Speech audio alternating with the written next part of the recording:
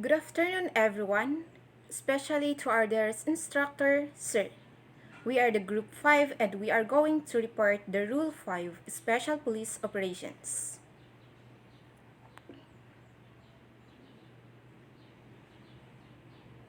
Five point one Major Events Security Management. Major events are events of national and international significance wherein it is an overall responsibility to ensure the safety and security na nakasalalay sa host country or region or organization among others. These events involve very important persons or yung mga VIPs and political figures who are potential targets of terrorists, criminals, and protest actions. Extensive planning and comprehensive approach are necessary in developing the security plan for a major event. The PNP undertakes necessary administrative and operational activities to ensure the safe and orderly hosting of major events. These activities ay isinasagawa sa pakikipag-ugnayan from international and local government agencies, the non-government organizations, and other concerned private individuals. And they are often co-sponsored, planned, and executed jointly by public and private sector interests across different government jurisdiction by multiple agencies. Letter A, classification of major events. Number 1, international, national, and local special events. These events that are involve a whole of government approach in ensuring safety and security para makamit ang ninanais o mga layunin or objectives of the major events. Yung mga hindi kanais-nais or yung mga unnecessary incident na maaring mangyari during these activities could affect the country in terms of its capability to ensure safety and security. Letter A, international events. These events na may kahalagahan sa international which is participated by head of state or government, ministers, senior officials, and representatives in the public or private sector. These events involve two or more nations or those that cross beyond international boundaries such as but not limited to the following: Asia-Pacific Economic Cooperation or the APEC, or Association of Southeast Asian Nations or the ASEAN Summits, conferences, meetings, and sporting events.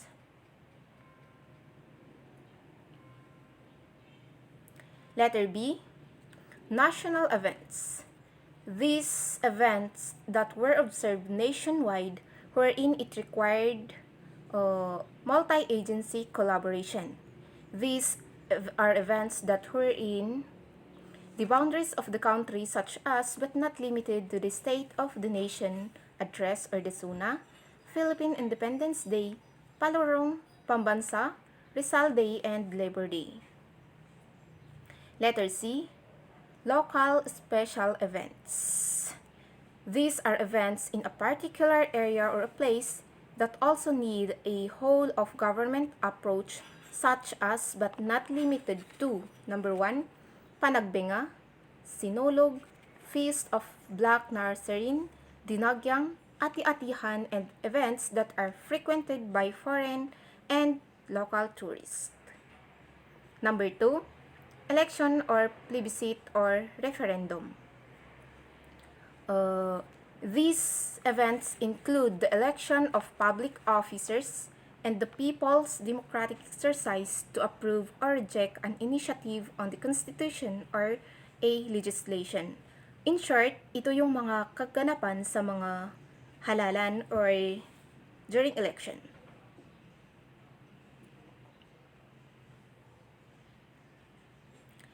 Number 3, Presidential visits.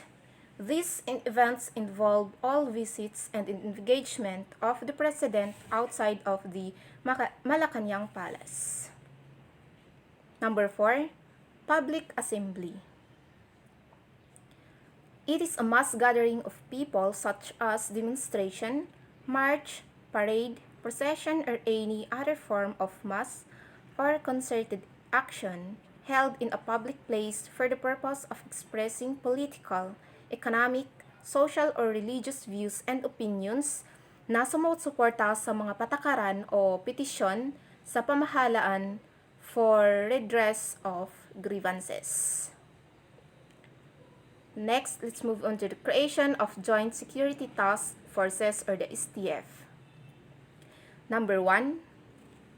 Upon the issuance of an executive order from the national government to create a national organizing committee, the involved member agencies developed working plans for the organization of different committees, which include the creation of a joint STF. Number 2. The joint STF is headed by the CPNP or his or her authorized representatives as commander. He shall be assisted by 2 deputies, one from the Armed Forces and the other one from the PNP. The STF shall compose of the 3 main task groups. Number 1, security. Number 2, peace and order. And number 3, emergency preparedness and response. Different site TGS and site sub-TGS shall likewise be formed where the events are conducted. Number 3.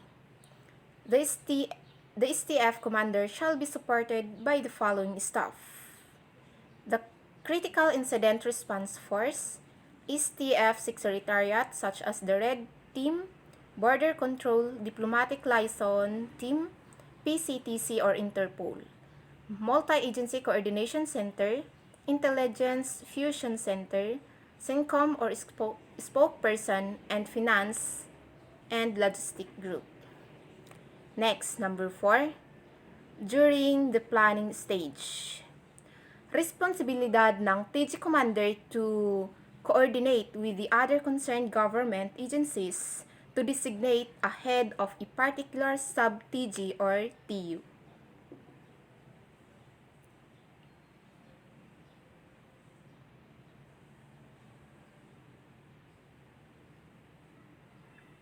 Number 5. For local special events, similar joint STFs shall likewise be created, preferably headed by the regional director as the joint local event STF commander. He or she shall be assisted by 2 deputies, one from the Armed Forces of the Philippines and the other one from the PNP. He may require his or her provincial director or city director to make the appropriate representation with the concerned LCE through the local POC for the passing of a resolution or issuance of the local executive order creating the LESTF. In the absence of a resolution or order, the RD shall initiate the creation of the LESTF in coordination with other involved agencies. Next, number 6. For other sporting events affecting only a particular locality, such as the Federation of International Basketball Association, the site of TG or LESTF shall be created, preferably headed by the RD, who shall exercise overall operational control and supervision over involved NSUS and other agencies. Number 7. The creation of sub-TGS and task unit provided in Rule 5.1D to F ay nakadepende on the required task sa mga tinukoy na lugar kung saan isasagawa yung meetings and other activities to be conducted. Number 8.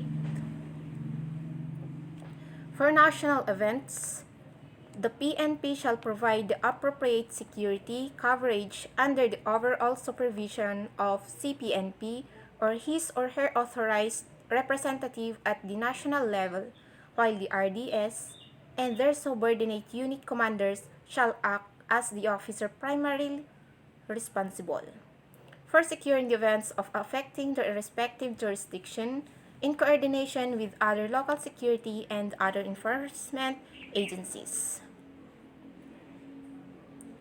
Number 9, for election plebiscites or referendums. The establishment of COMELEC checkpoints and other intensified law enforcement operations shall be guided by the procedures in the conduct of joint checkpoints in Rule 2.2F of this POP and COMELEC issuance. Number 10, para sa mga pagbisita ng Pangulo, the PNP shall coordinate with the Presidential Security Group, Armed Forces of the Philippines, and other concerned government agencies to provide the necessary security coverage in all areas of his or her engagement in the country. Letter C, procedures in establishment and operationalization of multi-agency coordinating center. So, local police units operating outside their territorial jurisdiction and national support units should coordinate personally or through an official representative with the police regional, provincial, or city police office within those jurisdiction the operation is to be conducted. This ensures direct communication and alignment of efforts between the units involved. The procedure to be undertaken by commander is prior to the launching of the operations. Coordination should be done by filing a coordination form. All relevant information, plans, and objectives of the operations are documented and shared among involved units. Organize and provide support to the following. Sub-DG on Cyber IT Radio Communication. This role is safeguarding sensitive information, preventing cyber threats, ensuring the integrity of IT infrastructures, and maintaining reliable radio communication channels. Sub-DG on Tourist Protection and dedicated to ensuring the safety, security, and well-being of tourists within a specific region or jurisdiction. Sub-DG on Anti-Criminality, maintaining law and order, reducing crime rates, and enhancing the overall safety and security of the community. Sub-DG on Internal Security. This focuses on developing strategies, protocols, and operations from internal threats, vulnerabilities, and risks. Sub-DG Maritime Security, focusing on protecting maritime assets, ensuring safe navigation, and promoting the security and stability of maritime activities. Sub-DG on Site Security, addressing and managing the specific sites, facilities, or locations. Sub-DG on Traffic Management, managing issues related to traffic control, road safety and transportation management, improving the overall efficiency and effectiveness of traffic operations. Sub-DG on Protective Technical Security, focus on deploying technical solutions, systems, and expertise to safeguard facilities and operations. Sub-DG of Public Order focuses on developing strategies, protocols, and initiatives to handle public gathering, events, and situations that may impact public order and safety. So let's proceed to number 7. They organize and provide support to the following sub-DGs. So, letter A, Sub-TG on Disaster Risk Reduction and Management. Responsible for disaster risk reduction and management, as well as the organization, training, and equipping of the at least 3 responder units depending on the risk assessment in respective localities. So, sinasabi dito na ang DRRM or Republic Act number 10121 ay sila yung nangangasiwa o namamahala pag meron ang sakuna.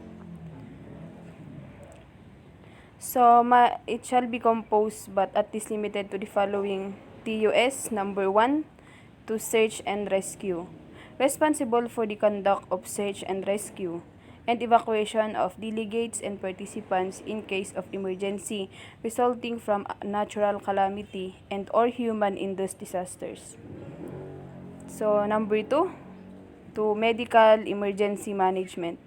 Responsible for prompt medical attention to all delegates and participants, including management of the dead in case of emergencies resulting from the natural calamity and or human-induced disaster. Number 3, to CBRNA. Responsible for any CBRNA prevention, risk reduction, and consequence management. Number 4, to fire.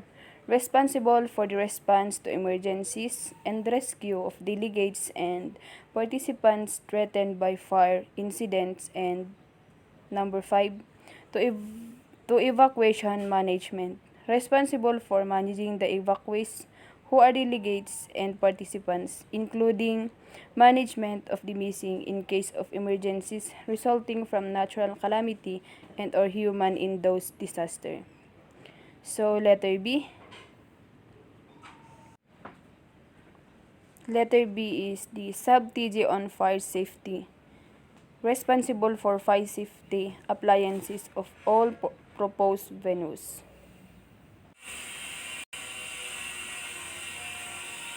So, let's proceed to 5.2. Police assistance during the implementation of orders or decisions from courts, quasi-judicial or administrative bodies. The request for police assistance shall be submitted to the office of the CPNP in case the final decision or order to be implemented is rendered by the Supreme Court, the Court of Appeals, the Court of Tax Appeals, the Sandigan Bayan, quasi-judicial bodies or administrative bodies.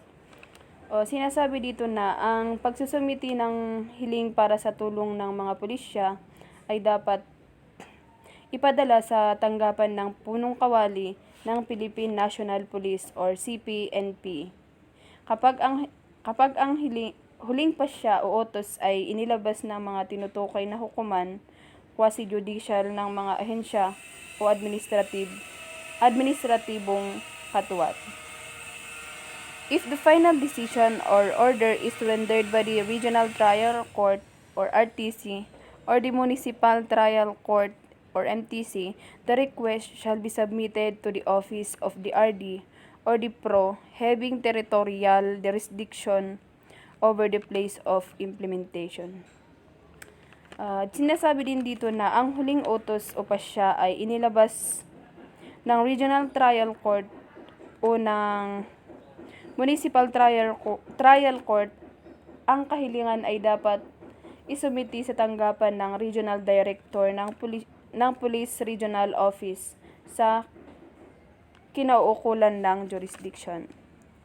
The request for police assistance or quasi-judicial or administrative bodies shall submitted to the office of the CPNP regardless of the place where the police assistance shall be rendered, but the same may be delegated to the regional director upon the discretion of the CPNP in accordance with the Section 26 RA 6975.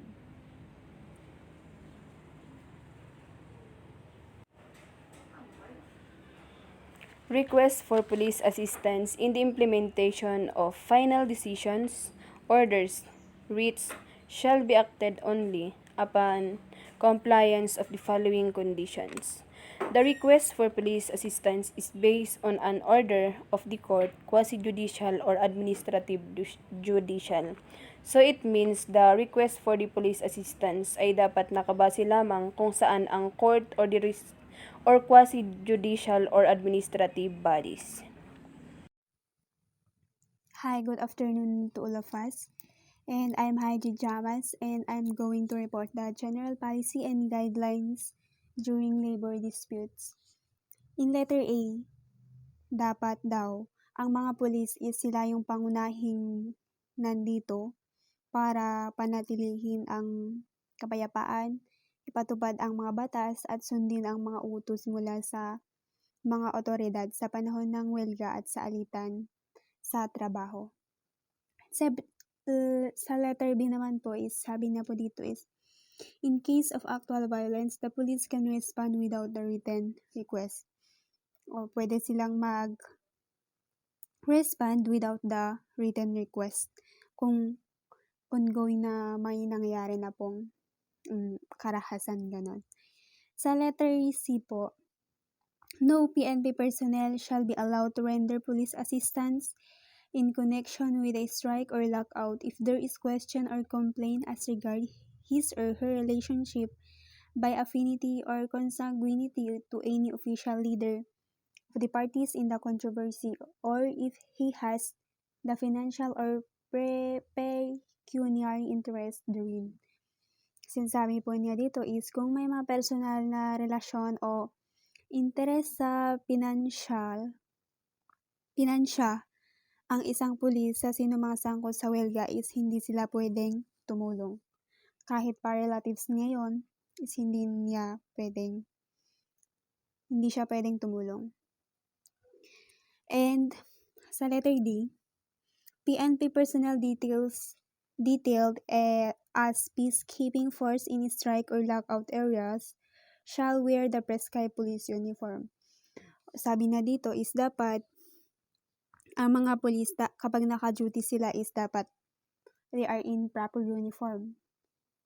Letter E, they call exercise maximum tolerance and when called for by the situation or when all other peaceful and non-violent means have been exhausted, police officers may employ such means as may be necessary and reasonable to prevent or repel an aggression.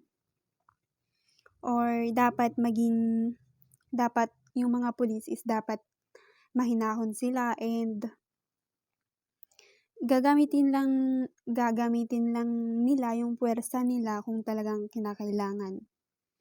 Kung matindi na talaga yung nangyayari doon. Sa letter F, says here that the matter of determining whether a strike, picket, or lockout is legal or not should be left to determine of labor and employment, and its appropriate agencies, PNP personnel should not interfere in strike, picket, or lockout except as herein provided. So, hindi dapat, parang same lang sila sa letter E, na dapat, sinasabi na dito na kung ang isang welga ay legal o hindi ay desisyon ng kagawaran ng pagawa at empleyado, hindi ng mga pulis. Hindi dapat makialam ang mga pulis maliban kung kinakailangan. Sa letter G, no personal escort shall be provided to any of the parties of the controversy unless upon written request from Dole. Wherever escorts are to be provided, the other party shall be informed accordingly. All escorts shall be in prescribed uniform. Paulit-ulit po na kailangan suotin ng mga PNP yung uniforme nila and hindi maaring magbigay ng personal na escort ang mga pulis maliban kung hinihiling ng kagawaran ng pagawa at empleyo. So letter letter H, during the pendency of a strike, lockout, the police personnel concerned or prohibited from socializing with any of the parties involved in the controversy. Hindi sa mga pulis po is bawal sila maki-socialize sa mga kasama or yung mga sangkot sa welga. Letter I, liaison shall be established and maintained with the representative of DOLE, management, and the union in the strike lockout area for the purpose of maintaining peace and order, as well as to maintain a continuing peaceful dialogue between the parties of the strike or lockout. Dapat daw, kailangang manatili sa komunikasyon ang mga pulis sa mga kinatawan mula sa kagawaran ng paggawa at empleyo, pamunuan at union upang panatilihin ang kapayapaan at magkaroon ng usapang maayos. Letter J, the peacekeeping shall establish a command post outside a 50-meter radius from the picket line. Sabi na dito is, may itinatag na command post ang mga pulis sa labas ng 50-metro na zona mula sa picket line. May itinalagang opisyal na responsible at ang iba pang kasapi ng kupunan ay manatili sa labas ng zona na ito maliban kung kasama ito ng kalsada kung saan sila ay maaring siguruhing hindi maabala ang trapiko. Yun po. Punta na tayo sa number 2, applicable legal parameters. Sabi na po dito is, the pertinent provisions of the Public Assembly Act of 1985, Batas Pambansa 880, the Labor Code of the Philippines as amended, and other applicable laws shall be observed during rallies, strikes, demonstrations, or other public assemblies. Law enforcement agents shall at all times.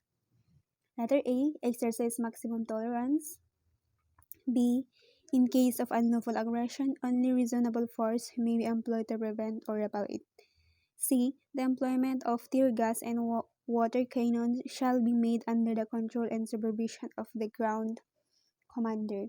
And D, no arrest of any leader, organizer, or participant shall be made during the public assembly unless he or she violates any pertinent law as evidence warrant. Dapat yung mga, dito sa letter A, sinasabi niya dito na dapat yung mga pulis is dapat mahaba-haba ang pasensya nila. And letter B, yung kapangyarihan nila as a police is kailangan nilang gamitin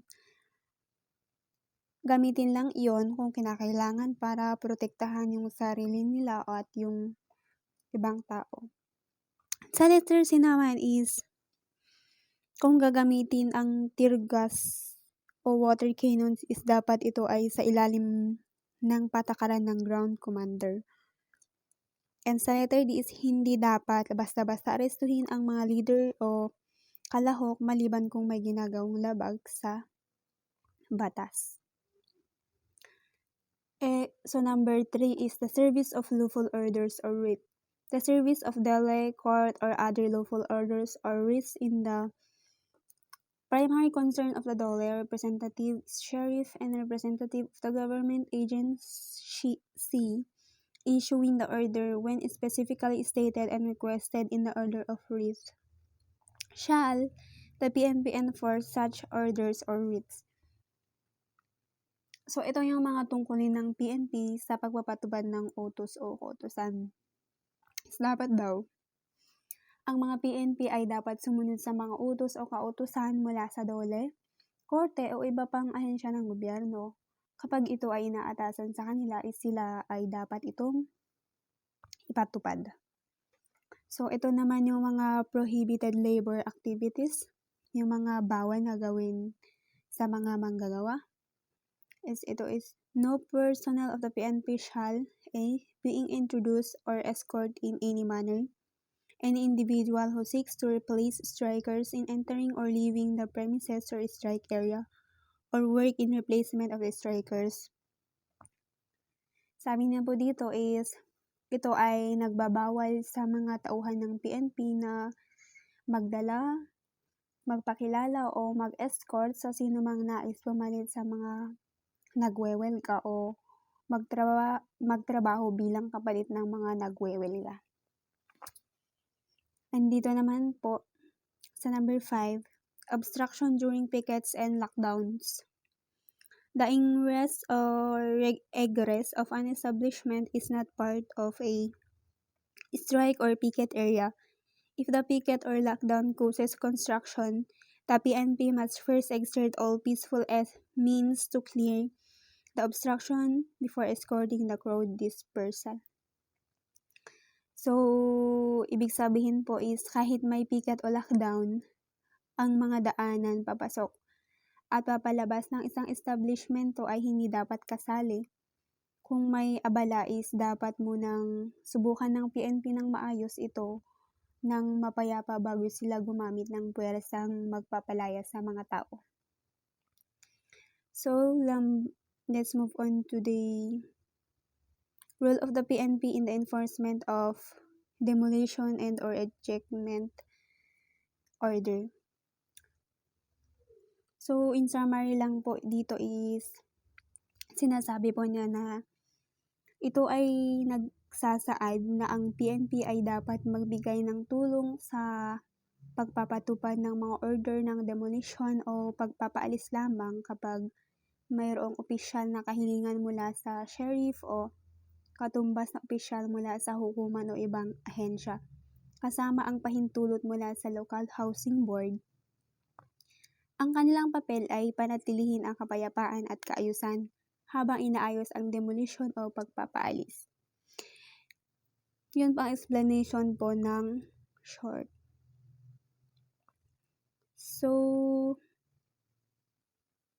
So let's move on sa procedures in the enforcement of a demolition and or ejectment order. Mga proseso na pagsasakatuparan ng isang order ng demolition o ejectment. At sa letter A is sinasabi na dito na magkakaroon dapat ng pagsusuri sa panganib at banta. Letter B is dapat ipaalam sa mga tauhan ng PNP ang kasalukuyang sitwasyon at ang kanilang mga tungkulin.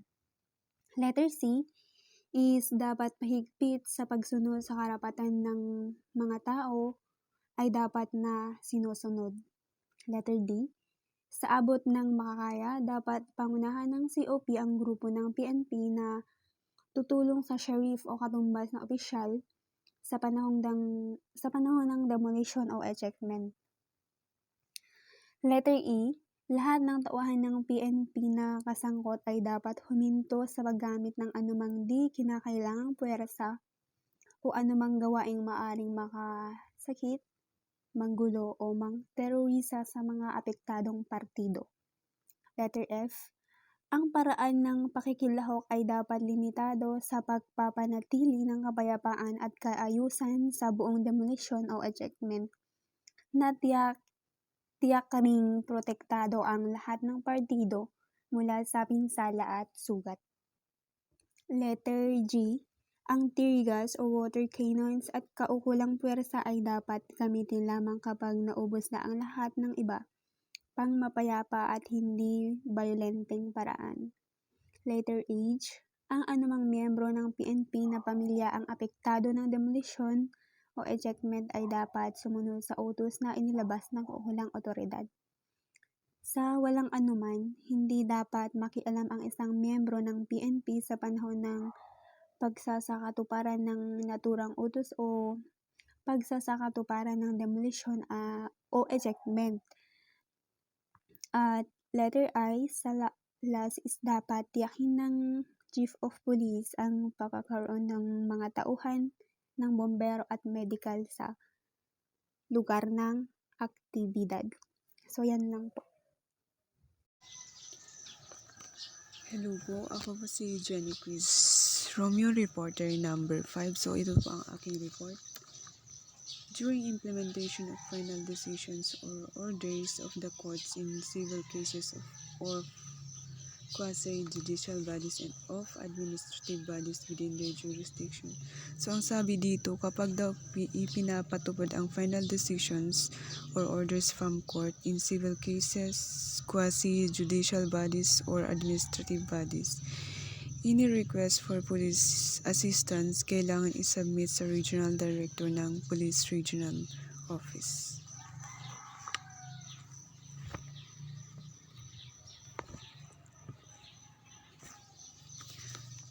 So ito po ang mga kailangan or requirements to request police assistance for implementing decisions or orders from courts, quasi-judicial or administrative bodies. So ito po yung una, submit the request to the Regional Director of the Police Regional Office where the assistance is needed. Pangalawa po is the request must be based on an order from a court, quasi-judicial or administrative bodies. Pangatlo is yung written request kasama yung certificate at dapat yung certificate ay signed by the sheriff. Pang-apat, file the request at least 5 working days before implementation. And the last is present the original final decision or order, or kung hindi naman po available, pwede po yung authenticated copy mula sa clerk of court.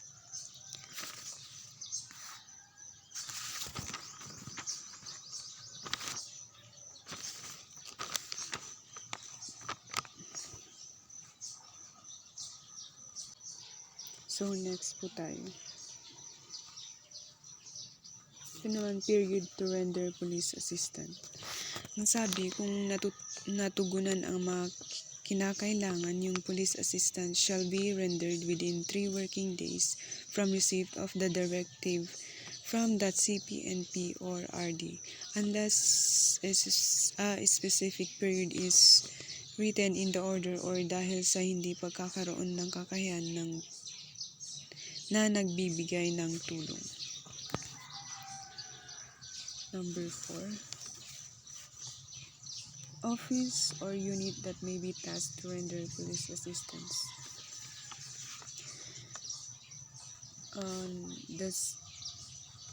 Yung CPNP daw can assign any operational support unit of the PNP in the area where the decision order will be implemented.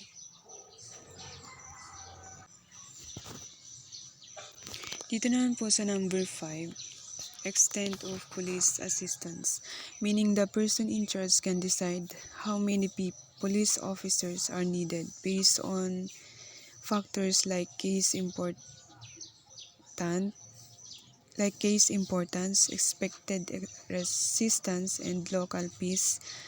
Karaniwan ang police captain ang nauuna sa isang team, maliban kung maraming police or higher rank leader ang kailangan. All team members must wear prescribed uniforms during assistance.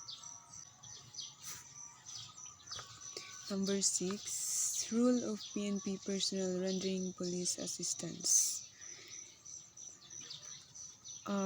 Ang mga tauhan daw ng PNP shall observe maximum tolerance and respect for human rights sa lahat ng pagkakataon.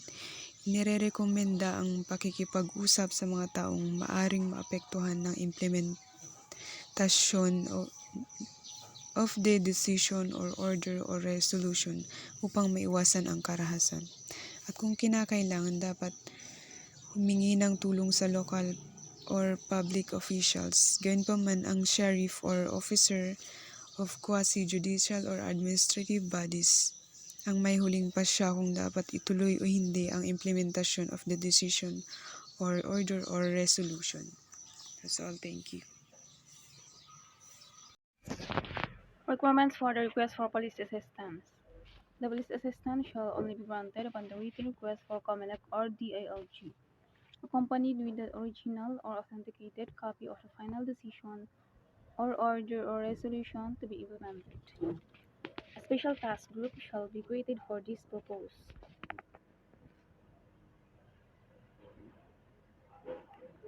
Period to render police assistance.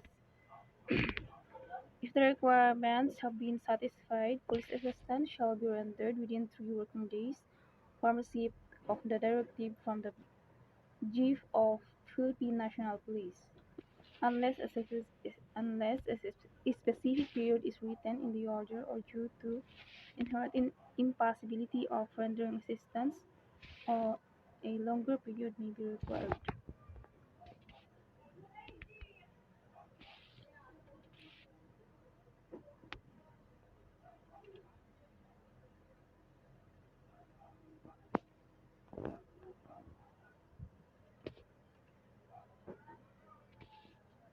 So these are the following units that may be tasked to render police assistance: the PNP Mobile Forces, City Police Office or Stations, MPS, Municipal Police Stations within his or her jurisdiction to render police assistance. For requests filed directly to the LPUs or operational support units, the same shall be referred to the Chief of the Philippine National Police or Regional Director as appropriate.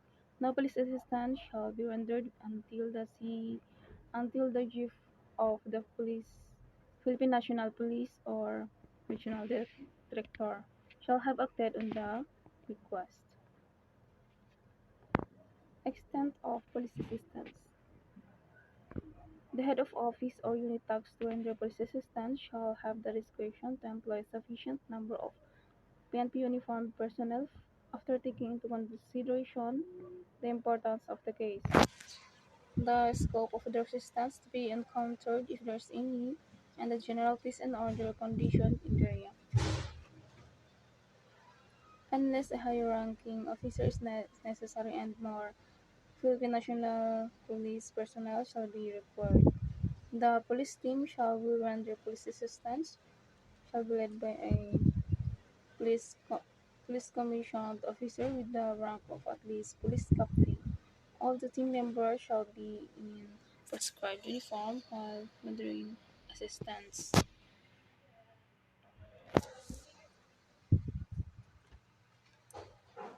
The role of PNP personnel rendering police assistance. So the PNP personnel shall observe maximum tolerance and respect for human rights at all times. Dialogue with those who may be affected by the implementation of the decision or the resolution is encouraged to prevent violence and assistance of local public officials when warranted. Should be requested. During the implementation of final decisions or order resolutions of the COMELEC or DLG or local government unit exercising disciplinary powers in administrative cases of elected officials.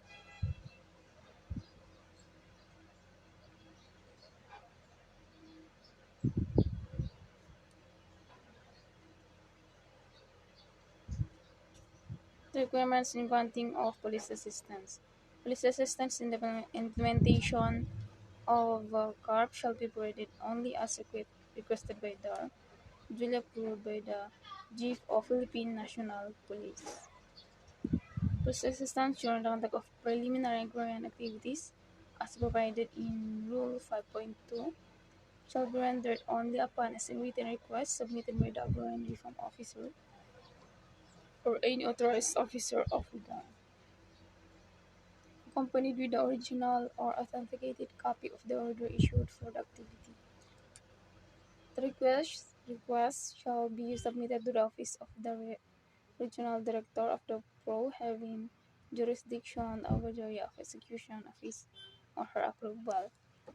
Police assistance in the implementation of final orders, decisions, resolutions, or clauses is issued there shall be rendered only upon a written request submitted by the ARO or any authorized officer of the accompanied with the original or authenticated copy of the final decision or their clause to be implemented.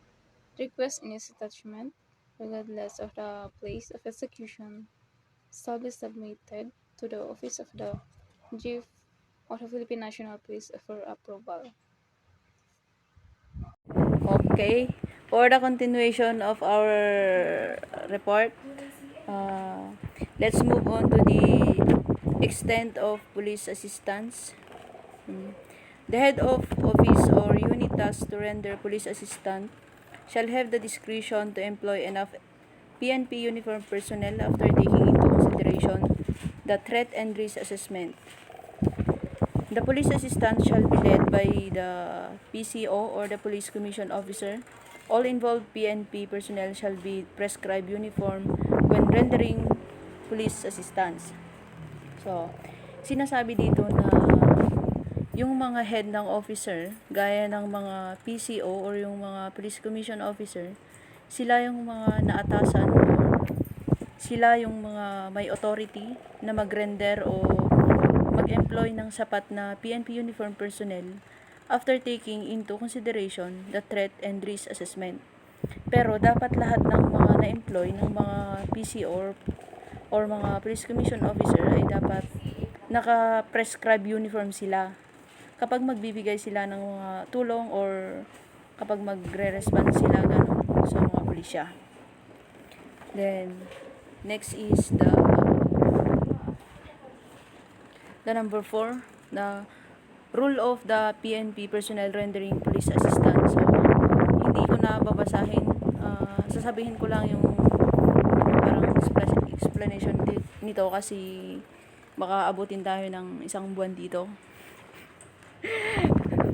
Sinasabi dito na ang papel ng PNP kapag nagbibigay ng tulong sa mga pulisya ay limitado lamang sa pagpapanatili ng kapayapaan at kaayusan, seguridad ng nararapat na may otorisadong opisyal ng DAR na may responsibilidad sa pagpapatupad ng desisyon, kautusan, resolusyon o pamumuno. Na sinasabi din dito na no PNP member shall participate in the implementation of the decision order.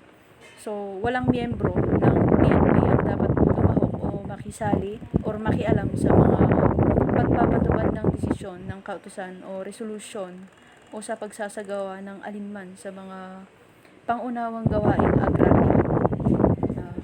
Ang mga tauhan ng PNP ay dapat palaging igalang ang karapatang pantao. So, parang ito yung binabantayan o inaalagaan natin sa mga tao kasi yung para hindi ma-deprive yung karapatan bilang isang tao, ganun. Or sabi din dito na ang paggamit ng katwirang puwersa ay dapat lamang gamitin para sa mga pagtatanggol sa sarili at sa mga pagtatanggol sa mga estranghero. Kumbaga, ito yung sinasabi natin na self-defense. Dapat, hindi tayo basta-basta na, kumbaga, naka-encounter ka ng isang estranghero, kumbaga na caught in the act, ganun. Tapos, unless na hindi siya lumaban, kumbaga bumunot ng mga deadly weapon, huwag mo siyang babarilin or huwag kang gagawa ng or huwag mo siyang babarilin kasi hindi pa siya naka-execute ng pag-commit sa'yo ng crime, ganun. Kasi sa paggamit ng self-defense, di ba, kung iisipin natin, nag-aral ka ng 4 years sa ng criminology, tapos nag-training ka ng ilang years, maraming hirap, maraming sakripisyo, tapos papatayin ka ng isang estranghero. Kaya yun, doon mo gagamitin yung self-defense kapag talagang you are in danger. Ganun yun.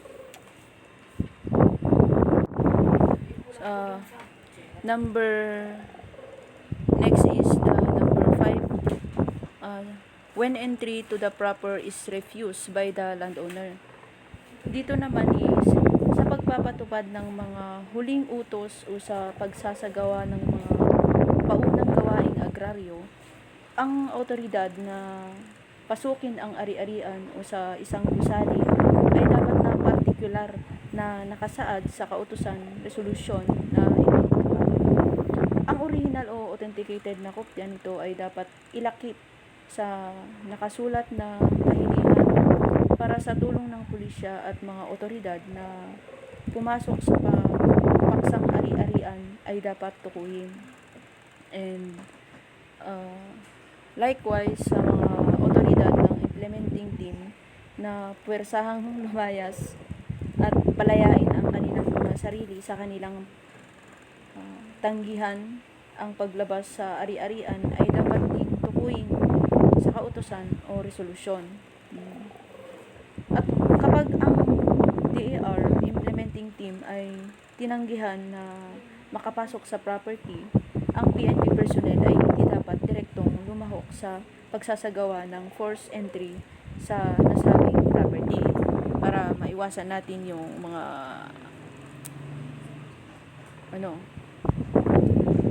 mga bagay na hindi dapat gawain ng mga personnel, ganun yun. And next is during the implementation of decision order of the court or quasi-judicial or administrative bodies that are immediately executory. Number 1 is this rule sets forth the procedure in the granting of police assistance in the implementation of decisions, orders that are immediately executory such as, but not limited to the following: A. Temporary restraining order. B. Writ of preliminary injunction. C. Rep leave-in. Letter D. Writ of preliminary attachment. Letter E. Receivership. Letter F. Provisional remedies under the Human Security Act.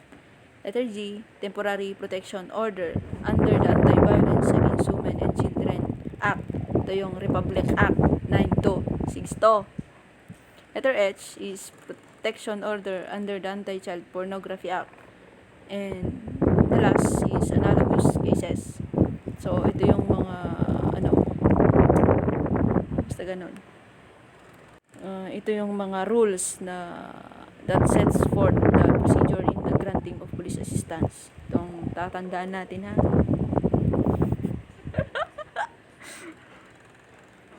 Utay-utay. So, next is where to file. Hindi na natin babasahin. Nandyan naman sa slide. Basahin nyo na. Ang mga sinasabi dito na ang mga desisyon, utos na inilabas ng korte o quasi-judicial o administratibong mga katawan na kaagad na nagpapatupad ay dapat isubmit sa RD ng PRO na may jurisdiction sa lugar kung saan ipapatupad ang desisyon o utos. Dahil sa pagkaapurahan ng usapin, ang RD o ang PRO ang magiging otoridad sa pag-aproba. Sila yung mag-aaproba nun. Ang kahilingan para sa tulong ng pulisya, gayunpaman, ang gagawin lamang sa pagsasubmit ng nakasulat na kahilingan ng sheriff o katumbas na opisyal sa quasi-judicial o administrative na mga katawan na sinamahan ng original o dapat authenticated siya na kopya ng desisyon o utos sa sulat na hinahangad o ipatupad. Ganun yun. So, next is the number 3, the last but not the least. Rule of the PNP rendering police assistance. Basahin nyo na din dyan. So, sinasabi dito na dapat palaging sundin ng mga tauhan ng PNP ang maximum tolerance at paggalang sa karapatang pantao. Ito ang dapat binabantayan natin, yung karapatang pantao. Dapat hindi natin ito dine-deprive, dapat hindi natin ito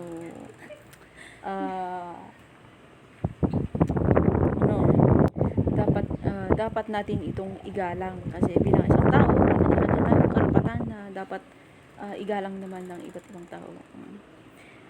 ang pakikipag-usap sa mga maaring maapektuhan ng pagpapatupad ng desisyon na utusan resolusyon ay hinihikayat upang maiwasan ang karahasan. Ito rin ang isa. Then, ang tulong ng mga lokal na opisyal ng publiko, ang kinakailangan ay dapat hilingin, gayunpaman ang sheriff o ang mga katumbas na opisyal ng quasi-judicial o administrative na mga katawan ay dapat magkaroon ng huling disposisyon kung itutuloy o hindi ang pagpapatupad. Ang paggamit ng makatwirang pwersa ay dapat lamang gamitin para sa pagtatanggol sa sarili at sa pagtatanggol sa mga estranghero. Ito, nasabi ko na yan, nabanggit ko na yan na kanina about sa self-defense.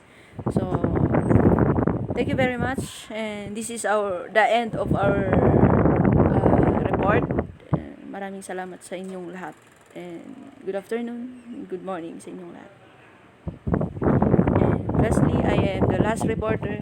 I am the Rachel Omalio po.